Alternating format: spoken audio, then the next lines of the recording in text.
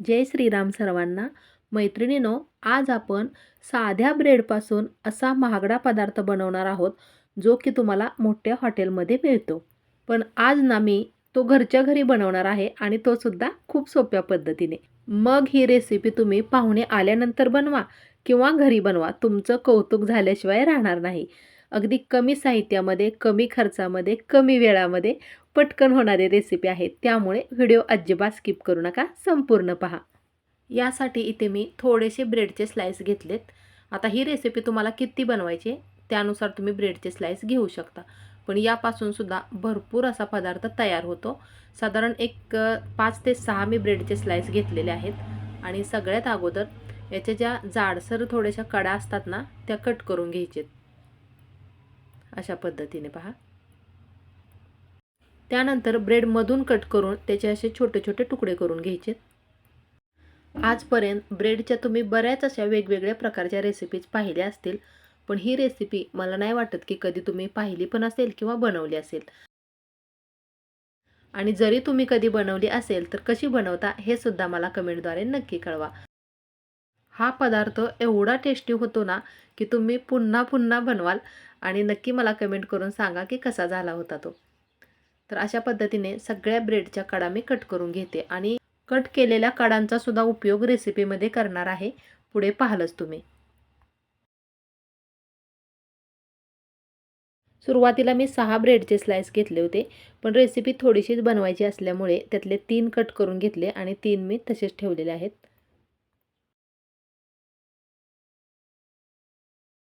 आता ह्या ज्या ब्रेडच्या कडा आहेत ना कट केलेल्या, त्या एकदम बारीक अशा हाताने चुरून घ्यायच्या किंवा मिक्सरमध्ये घालून फिरवून एका कॅरी बॅगमध्ये भरून फ्रीजमध्ये जरी ठेवल्या ना, तरी आपण जेव्हा कटलेट वगैरे बनवतो तेव्हा ब्रेड क्रम्स म्हणून वरून लावण्यासाठी त्याचा उपयोग होतो. सुरुवातीला पॅनमध्ये तूप घ्यायचे. तर तूप जर नसेल तर तेलाचा वापर केला तरीही चालेल. तर इथे मी तूप घेतलेलं आहे, आळलेलं तूप आहे. साधारण एक मोठे 2-3 चमचे तूप वापरते.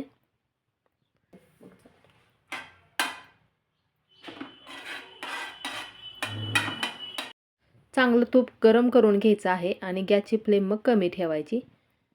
तर सुरुवातीला एकच मी तळून बघते की व्यवस्थित तापलंय का नाही ते तूप. आता मगाशी मी म्हटलं होतं तूप जर नसेल तर तेल वापरलं तरीही चालेल, पण शक्यतो तुपामध्येच तळून घ्या. खूप छान असा स्वादिष्ट पदार्थ तयार होतो. चांगलं तूप गरम झाले आणि आता ब्रेडचे काप एकदम छान कुरकुरीत होईपर्यंत तळून घ्यायचेत. आणि तोपर्यंत तुम्हाला एक काम करायचं आहे. रेसिपी थोडीशी जरी आवडली तर प्लीज लाईक करा, शेअर करा आणि आपल्या चॅनेलला सबस्क्राईब करायला मात्र अजिबात विसरू नका. माझ्या चॅनेलवरती तुम्हाला नवीन, जुन्या, पारंपरिक अशा बऱ्याच वेगवेगळ्या प्रकारच्या रेसिपीज नक्कीच पाहायला भेटतील. आणि चॅनेल सबस्क्राईब केल्यानंतर ऑल ऑप्शन येईल, त्यावरती प्रेस करा. त्यामुळे माझ्या प्रत्येक रेसिपीचे नोटिफिकेशन लगेचच तुम्हाला मिळेल. कोणतीच रेसिपी माझी मिस होणार नाही. तर आता बघा, तुम्ही पाहिलंच आहे की एकदम छान असा खरपूस कलर येईपर्यंत ब्रेडचे काप मी तळून घेतलेत आणि उरलेले सुद्धा अशाच पद्धतीने तळून घेते. तुमच्या घरी जर एखादा कार्यक्रम वगैरे असेल किंवा पाहुणे आल्यानंतर ही रेसिपी तुम्ही नक्की बनवून बघा. सगळेजण तुमचं कौतुक करतीलच आणि याची रेसिपीसुद्धा विचारतील की कशी बनवली होती म्हणून. एवढी छान टेस्टी होते.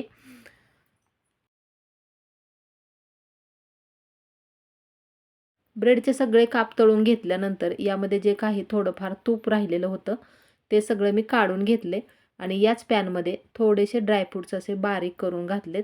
आता माझ्याकडे जास्त ड्रायफ्रूट्स नाही आहेत, नुसते बदाम होते तेवढेच मी घातलेत. पण तुम्ही बदाम, काजू, मनुके, पिस्ता वगैरे तुमच्या आवडीनुसार ड्रायफ्रूट्स इथे तुम्ही वापरू शकता. तर आता थोड्या वेळ हे भाजून घेतलं अगोदर आणि त्यानंतर दूध घालायचं आहे. आता दुधाचं प्रमाणसुद्धा आपल्याला किती पदार्थ बनवायचे आहे त्यानुसार घ्यायचे. तर सुरुवातीला इथे मी 2 वाट्या दूध घेतलेलं आहे. आता यामध्ये खवा जर असेल तर खवा किंवा मिल्क पावडर हे जरी वापरलं तरीही चालेल. पण माझ्याकडे जेवढं साहित्य आहे त्यापासूनच ही रेसिपी मी बनवते. तरीसुद्धा एवढी टेस्टी झाली होती ना. तर इथे बघा मी पाव वाटी साखर घातलेलं आहे आणि साखर घालून झाली की विलायची पूड घालायची. मस्त छान असा स्वाद येतो. 1 चमचाभर घातले.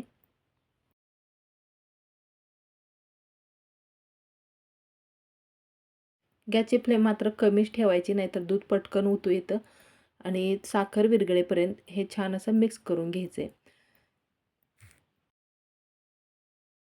आता हा पदार्थ आणखीनच चवदार बनवण्यासाठी आणि याला एक क्रीमीपणा येण्यासाठी इथे मी वाटीमध्ये अगदी थोडंसं दूध घेतले आणि त्यामध्ये 2 चमचे मिल्क पावडर घालते.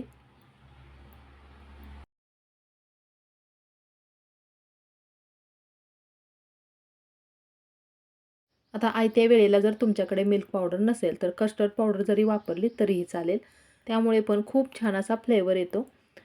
व्यवस्थित चांगलं हे मिक्स करून घ्यायचे आणि दुधाला पण तोपर्यंत चांगली उकळी यायला लागली बघा. उकळी आल्यानंतरच त्यामध्ये हे मिश्रण घालायचं आहे. हे घातल्यावर काय होतं, चव तर वाढतेच पण पदार्थाला एक घट्टपणा पण येतो. आपण बासुंदी जशी बनवतो ना तशा पद्धतीनेच चव लागते. तर इथे बघा मी खव्याचा वापर केलेला नाहीये. आता मिश्रण यामध्ये मिक्स करायचे चांगलं.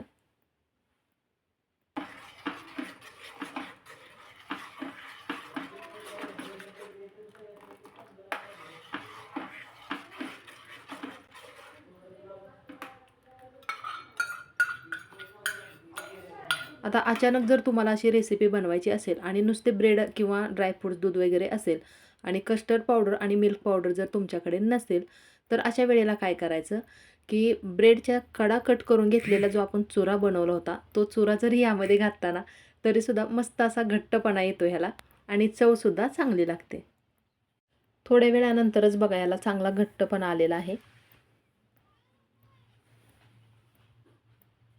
आता गॅसची फ्लेम मी एकदम कमी ठेवते किंवा गॅस बंद जरी केला तरी चालेल आणि त्यामध्ये मग हे ब्रेडचे जे आपण तुकडे तळून घेतले होते तुपामध्ये ते घालायचे आणि हे बघा एवढे क्रिस्पी झालेत ना, मस्त कुरकुरीत झालेत एकदम.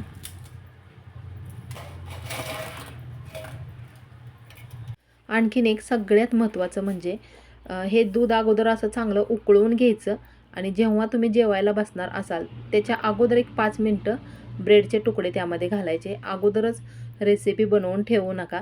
जास्त वेळ जर ठेवलं तर काय होतं, आपण ब्रेड तर कुरकुरीत तळून घेतलेलेच आहेत पण दुधामध्ये गरम दुधामध्ये घातलेले असतात ते पटकन सॉफ्ट होतात. त्यामुळे जेवायला बसायच्या अगोदर एक 5 मिनटं ब्रेडचे स्लाइस त्यामध्ये घाला. म्हणजे हे तळून घेतलेले काप एकदम छान मस्त अशी आपली रेसिपी बघा तयार झालेली आहे. एवढी टेस्टी लागते ना, खरंच तुम्ही जेव्हा बनवाल आणि खाल ना तेव्हा तुमचा विश्वास बसेल. चला तर मग मी लवकरच भेटते तुम्हाला अशाच नवीन एका छानशा वेगळ्या रेसिपीसोबत पुढच्या व्हिडिओमध्ये. रेसिपी संपूर्ण पाहिल्याबद्दल खूप खूप मनापासून धन्यवाद.